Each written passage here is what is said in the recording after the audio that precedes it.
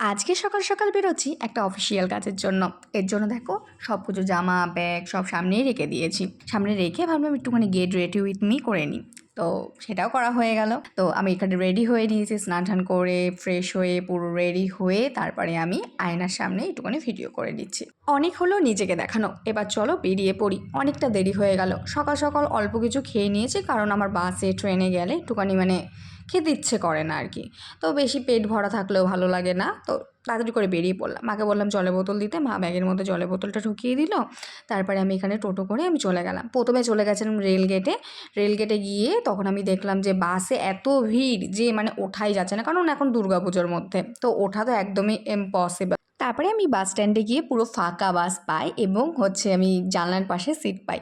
আর অনেকক্ষণই প্রায় আমার পাশে কেউ বসেনি, বাসটা প্রায় ফাঁকাই ছিল। প্রায় ফাঁকায় ফাঁকায় গেছে, যেহেতু তখন 12টা 11:30 12টা বাজে, তো এর জন্য পুরোটাই ফাঁকা ছিল। আমি ফাঁকায় ফাঁকায় আমাদের নবদ্বীপে গৌরাঙ্গ ব্রিজ এর উপর দিয়ে আমি যাচ্ছি এখন। তো মেনলি আজকে আমি একটা অফিসিয়াল কাজে যাচ্ছি আমার আধার কার্ডটা লিঙ্ক করার জন্য, যেহেতু আমার ফোন নাম্বার লিঙ্ক করানো নেই এর জন্য। তো আমি যাচ্ছি, আমি একাই যাচ্ছি নবদ্বীপ থেকে। তো তারপরে আমি এখান থেকে বেরিয়ে পড়েছি, তাড়াতাড়ি করে বেরিয়ে পড়েছি, যেহেতু আমার টাইম ছিল 12:30টার দিকে, 12:30 বলতে আমার 12:30 1টার দিকে আমার টাইম ছিল। তো আমি তাড়াতাড়ি করে বেরিয়ে পড়েছি।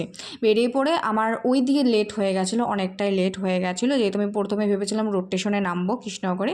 তো সেখানে আমি না চিনতে পেরে আমি চলে গেছিলাম বাস স্ট্যান্ডে। তো বাস স্ট্যান্ডে গিয়ে আবার ওখান দিয়ে আমি বাস ধরে টোটো ধরে তারপরে আমি তারপরে আইটি পার্কে চলে এসেছি। তো এখানে এসে আমি কাজ পুরো কমপ্লিট করে তারপরে আমি বাড়িতে চলে আসি। আমার আস্তে আস্তে প্রায় 4:30 5টা বেজে গেছিলো।